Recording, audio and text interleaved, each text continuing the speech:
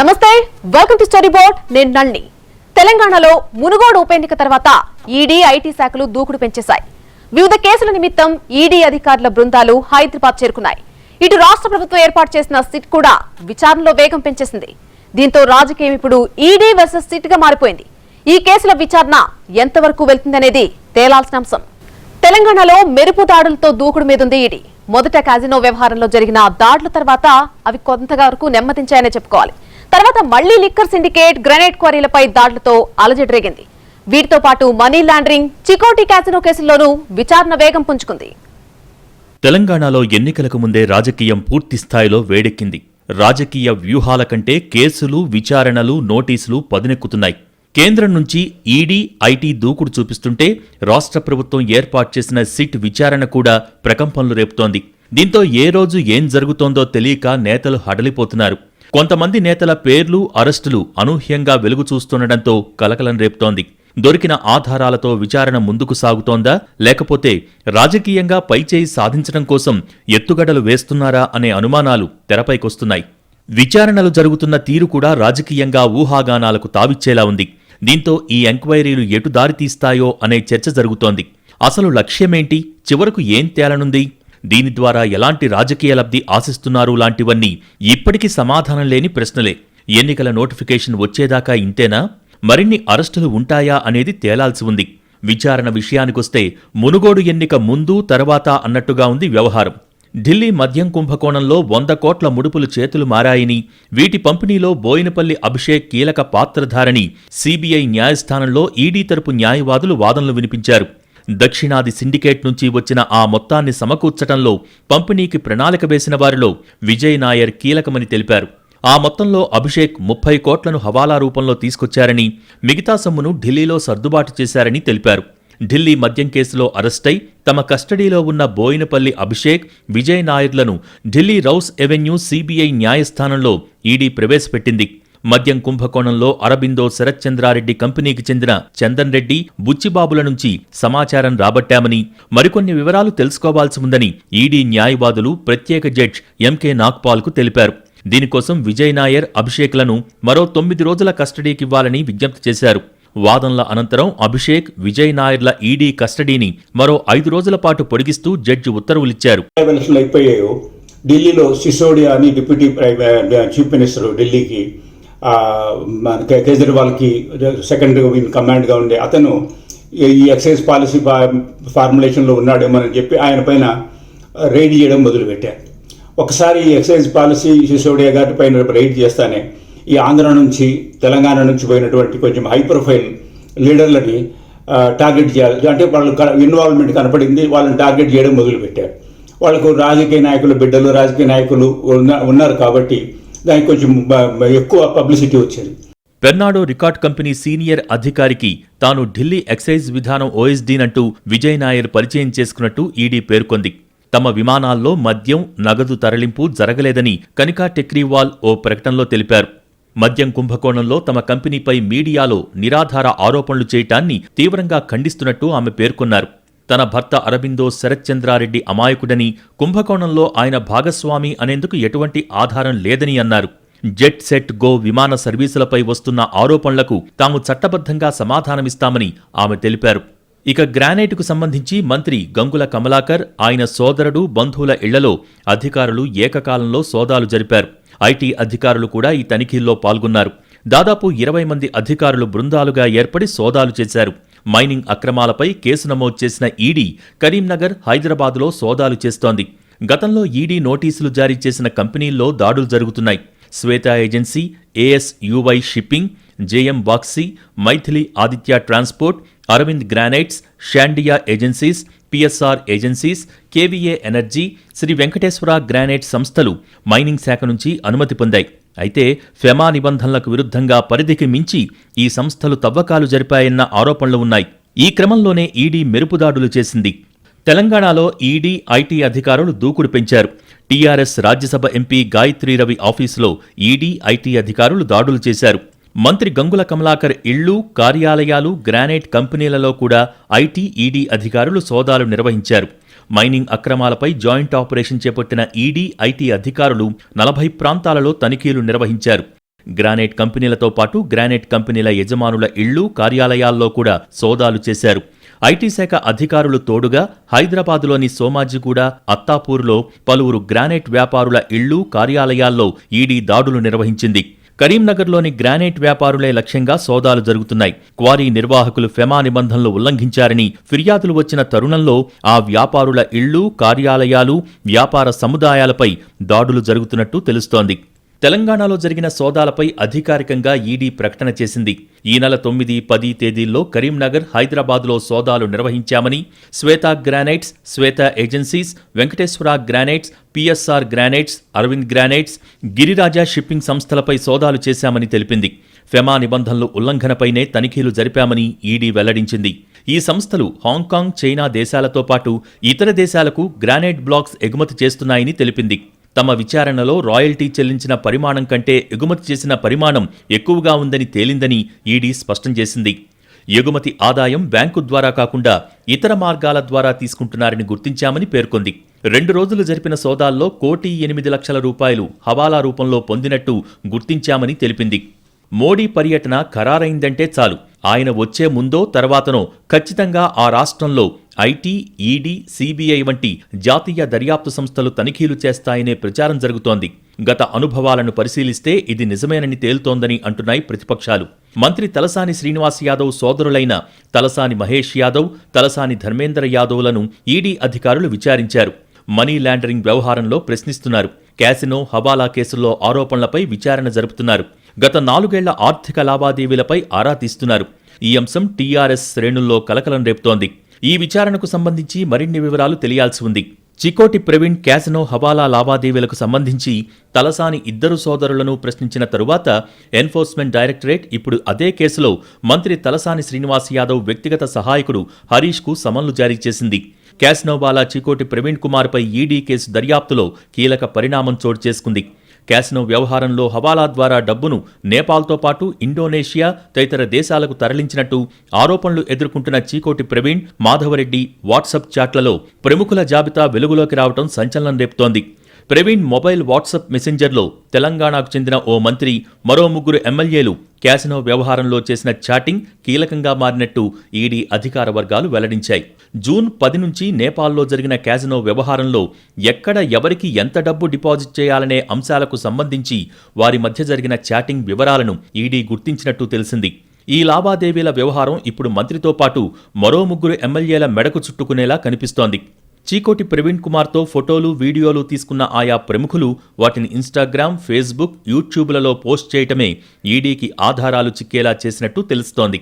Video ఫుటేజుల్లో చీకోటితో అత్యంత సన్నిహితంగా వ్యవహరించటం, పుట్టినరోజుతో పాటు ఇతర వేడుకల్లో ఆయనతో కలిసి నృత్యాల వంటి వ్యవహారాలే కొంపముంచినట్టు తెలిసింది. వారి ప్రొఫైల్స్ను గుర్తించిన ఈడీ అధికారులు చీకోటి మొబైల్ వాట్సాప్ నుంచి డిలీట్ చేసిన డేటాను తిరిగి రిట్రీవ్ చేయటంతో చీకోటికి ప్రముఖులకు మధ్య జరిగిన సందేశాలు ఏకంగా హవాలా లావాదేవీలను బయటపెట్టినట్టు తెలుస్తోంది.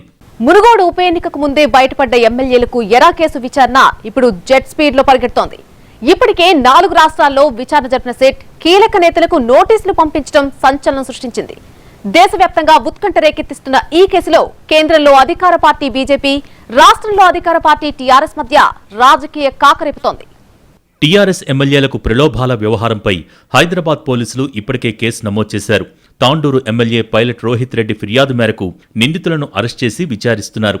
ఈ కేసుకు సంబంధించి ఎఫ్ఐఆర్లో కీలక వివరాలను పొందుపరిచారు పోలీసులు. బీజేపీలో చేరితే 100 కోట్లతో పాటు కేంద్ర ప్రభుత్వ సివిల్ కాంట్రాక్టులను ఇప్పిస్తామని ప్రలోభపెట్టారని తెలిపారు. బీజేపీలో చేరకుంటే ఈడీ, సీబీఐ దాడులతో కేంద్రం ఇబ్బందులకు గురిచేస్తుందని బెదిరించినట్టు పేర్కొన్నారు. బీజేపీకి చెందిన రామచంద్ర భారతి అలియాస్ సతీష్ శర్మ, నందకుమార్ సెప్టెంబర్ 26న పైలట్ రోహిత్ రెడ్డిని కలిశారు. టీఆర్ఎస్ను వీడి బీజేపీలో చేరితే 100 కోట్లు ఇస్తామని చెప్పారు. కేంద్ర ప్రభుత్వ సివిల్ కాంట్రాక్టులు ఇప్పిస్తామని చెప్పి ప్రలోభపెట్టారు. ఒకవేళ చేరకుంటే క్రిమినల్ కేసులు పెడతారని, సీబీఐ, ఈడీ దాడులు జరుగుతాయని బెదిరించారు. ఇది అనైతికమని, అప్రజాస్వామికమని పైలట్ రోహిత్ రెడ్డి భావించారట. అక్టోబర్ 26న వారు మరోసారి పైలట్ రోహిత్ రెడ్డికి కాల్ చేశారట. మధ్యాహ్నం మొయినాబాద్ అజీజ్ నగర్లోని ఫామ్ హౌస్కి వస్తామని చెప్పారు. మరికొందరు ఎమ్మెల్యేలను కూడా తీసుకురావాలని, వారికి కూడా ఒక్కొక్కరికి 50 కోట్లు ఇస్తామని చెప్పారట.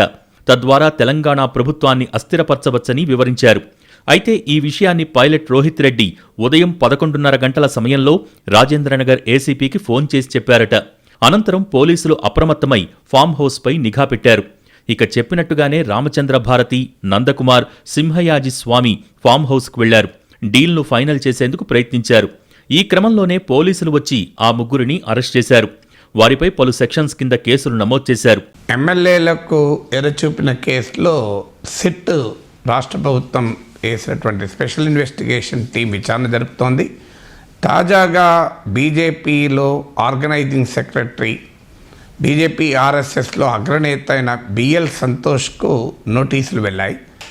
ఎందుకంటే ఈ ఫామ్ హౌస్ ఫైల్స్లో పదే పదే క్లెయిమ్ చేసింది అంటే సంతోషే ఈ వ్యవహారం అంతా నడుపుతున్నారు, అమిత్ షాతో కాంటాక్ట్లో ఉంటారు, మోడీకి కూడా తెలుసు, బిఎల్ సంతోషే కీలకము అని ఆ ఫామ్ హౌస్ ఫైల్స్లో ప్రత్యేకంగా పేర్కొన్నారు. ఇక ఫామ్ హౌస్లో పార్క్ చేసి ఉన్న కారులో 2 బ్యాగులను పోలీసులు గుర్తించారు. అందులో ఏముందో ఇప్పటివరకు వెల్లడించలేదు. ఈ కారు గంధవరపు దిలీప్ కుమార్ పేరుతో ఉన్నట్టు పోలీసులు వెల్లడించారు. ఆయన ఎవరు, కారు అక్కడ ఎందుకుంది, ఆ బ్యాగ్లో ఏమున్నాయనే వివరాలు తెలియాల్సి ఉంది. ఎమ్మెల్యేలకిచ్చేందుకు నిందితులు డబ్బులు కూడా తెచ్చారని ఆరోపణలు వస్తున్నాయి.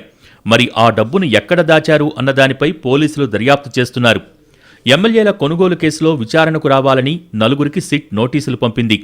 ఎమ్మెల్యేలకు ఎర కేసులో విచారణకు హాజరు కావాలని ఇప్పటికే సంతోష్, కేరళకు చెందిన డాక్టర్ జగ్గుస్వామి, కేరళలోని భారత ధర్మ జనసేన పార్టీ అధ్యక్షుడు తుషార్ వెల్లపల్లి, కరీంనగర్ లాయర్ బూసరపు శ్రీనివాసులకు సిట్ నోటీసులు జారీ చేసింది. కేసు దర్యాప్తులో వీరి వాంగ్మూలాలు కీలకమని పోలీసు అధికారులు భావిస్తున్నారు. వీరిని విచారిస్తే కొత్త విషయాలు వెలుగులోకొస్తాయని పోలీసులు భావిస్తున్నారు. ప్రధానంగా సంతోష్ విచారణకు హాజరు కావాల్సి రావటం రాజకీయంగా ప్రాధాన్యత సంతరించుకుంది. కేసు దర్యాప్తు పురోగతిని ఈ నెల 29లోగా హైకోర్టుకు సమర్పించాల్సి ఉన్నందున కీలక ఆధారాలను సేకరించాలని సిట్ భావిస్తోంది.